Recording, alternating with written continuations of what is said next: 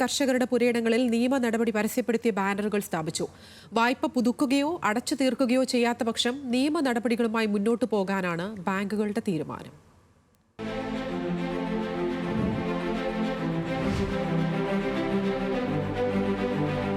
വയനാട്ടിലെ കുടിയേറ്റ മേഖലകളിൽ ഉൾപ്പെടെ വിവിധയിടങ്ങളിൽ വായ്പാ കുടിശ്ശിക മുടങ്ങിയ കർഷകരുടെ പേരിൽ നിയമ നടപടികളുമായി മുന്നോട്ടു പോവുകയാണ് ജില്ലയിലെ ബാങ്കുകൾ.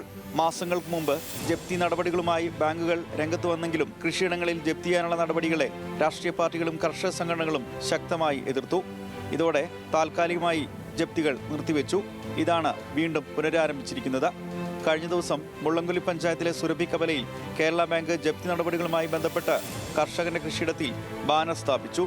കാർഷിക വിളവെടുപ്പ് സീസൺ വരെ കാലാവധി ചോദിച്ചിട്ടും പല ബാങ്കുകളും സാവകാശം നൽകുന്നില്ലെന്നാണ് കർഷകരുടെ ആക്ഷേപം. ഈ ധനകാര്യ സ്ഥാപനങ്ങളിലുള്ള ആളുകൾ ജപ്തി നടപടികളായിട്ട് മുമ്പോട്ട് പോകുന്നു. സർക്കാർ പറയുന്നത് ജപ്തി ഇല്ല എന്നാണ്. ഏത് സമയത്തും സർക്കാർ പറഞ്ഞ ജപ്തിയില്ല, ജപ്തി നടപടികൾ അനുവദിക്കില്ല. പക്ഷേ ബാങ്കുകൾ, ധനകാര്യ സ്ഥാപനങ്ങൾ ഇന്നിപ്പോൾ നമുക്കറിയാം 3000-ഓളം സർഫാക്സി ആക്ട് പ്രകാരമുള്ള ജപ്തി നമ്മുടെ വയനാട് ജില്ലയിൽ നടന്നുകൊണ്ടിരിക്കുക.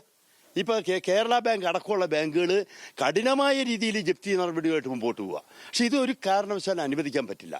എന്നാൽ വായ്പാ കുടിശ്ശികയുള്ള കർഷകരുടെ വീടുകളിലെത്തി വായ്പ പുതുക്കുകയോ അടച്ചു തീർക്കാതിരിക്കുകയോ ചെയ്യുന്ന സാഹചര്യത്തിൽ നിയമ നടപടികളുമായി മുന്നോട്ടു പോകാനാണ് ധനകാര്യ സ്ഥാപനങ്ങൾ എന്ന നിലയ്ക്ക് ഇവരുടെ തീരുമാനം. കിടപ്പാടം നഷ്ടപ്പെടുമോ എന്ന ആശങ്കയിലാണ് കുടിയേറ്റ മേഖലയിലെ ഭൂരിഭാഗം കർഷകരും. ഏകദേശം 2000-ൽ നടന്നിട്ടുള്ള അതേ രീതിയിലുള്ള ഒരു പ്രതിസന്ധിയാണ് ഇപ്പോൾ കർഷകർക്ക് മേൽ നടന്നുകൊണ്ടിരിക്കുന്നത്.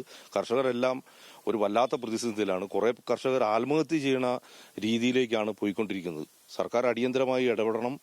നമ്മുടെ ഈ കർഷകരെ നിലനിർത്തേണ്ടത് ഓരോ സർക്കാരിൻ്റെയും കടമയാണ്. അത് വേണ്ട രീതിയിൽ ഊർജ്ജസ്വലതയോടുകൂടി സർക്കാർ ഇടപെടണമെന്നാണ് അറിയിക്കാനുള്ളത്.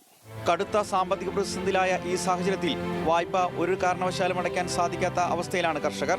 ജില്ലയിൽ 3000-ലധികം കർഷകർക്ക് ഇത്തരത്തിൽ നോട്ടീസ് ലഭിച്ചിട്ടുണ്ട്. കുടിയേറ്റ കർഷക മേഖലകളിലെയും വായ്പയെടുത്ത കർഷകർ പലിശയും കൂട്ടുപലിശയും ഉൾപ്പെടെ വൻ തുകയാണ് ബാധ്യതയായിട്ടുള്ളത്. ന്യൂസ് മലയാളം, വയനാട്.